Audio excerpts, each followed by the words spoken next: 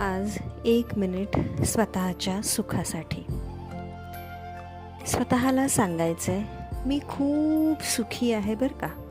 मी खूप सुखी आहे. मी नेहमी आनंदी असते.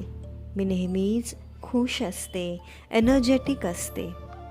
माझे प्रत्येक कार्य सक्सेसफुल असते. मला प्रत्येक कामामध्ये छान सफलता मिळते.